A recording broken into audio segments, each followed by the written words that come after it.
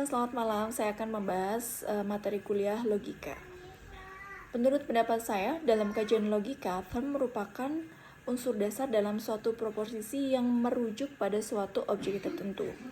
Nah, term memiliki berbagai macam jenis yang masing-masing jenisnya memiliki peran penting dalam membangun pernyataan yang logis dan valid. Nah, pertama adalah term umum atau generik, yaitu term yang mencakup banyak individu atau objek dalam suatu kategori, misalnya manusia. Manusia merupakan makhluk sosial. Kedua, term khusus atau spesifik adalah term yang merujuk pada suatu individu atau entitas tertentu. Contohnya, Soekarno. Dalam kalimat, Soekarno adalah Presiden pertama Republik Indonesia. Term ini bersifat menunjuk langsung kepada objek tunggal.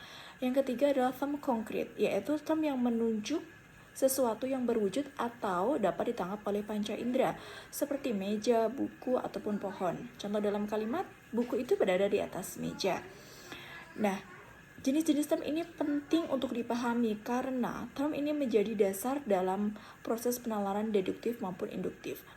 Nah, kalau kita mampu mengenali masing-masing atau jenis-jenis term ini akan membantu kita dalam memahami makna proposisi secara tepat dan menghindari kekeliruan logika dalam menyampaikan argumen. Yang kedua adalah saya akan membahas tentang logical fallacy atau sesat pikir. Sesat pikir atau logical fallacy adalah bentuk kekeliruan dalam berpikir atau bernalar yang menyebabkan suatu argumen menjadi tidak valid atau menyesatkan, walaupun secara sekilas tampak logis. Nah, salah satu bentuk sesat pikir yang sering terjadi adalah argumentum ad hominem, yaitu menyerang pribadi lawan bicara alih-alih membantah argumennya. Contohnya dalam sebuah perdebatan, kamu tidak layak bicara soal pendidikan karena kamu bukan seorang guru. Nah, padahal kebenaran argumen tidak tergantung pada siapa yang menyampaikan, melainkan pada isi argumen tersebut.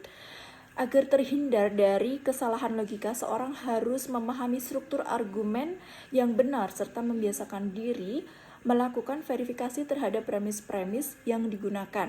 Selain itu, kita penting untuk menghindari emosi yang berlebihan saat menyampaikan sebuah diskusi, karena emosi seringkali menjadi pintu masuk sesat pikir seperti appeal to emotion atau false dilemma.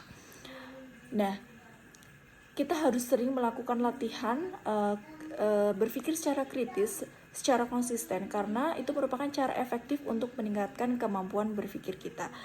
Dengan demikian, memahami jenis-jenis sesat pikir serta menerapkan prinsip logika formal maupun informal secara berhati-hati dapat membantu kita dalam menyusun argumen yang rasional. Terima kasih.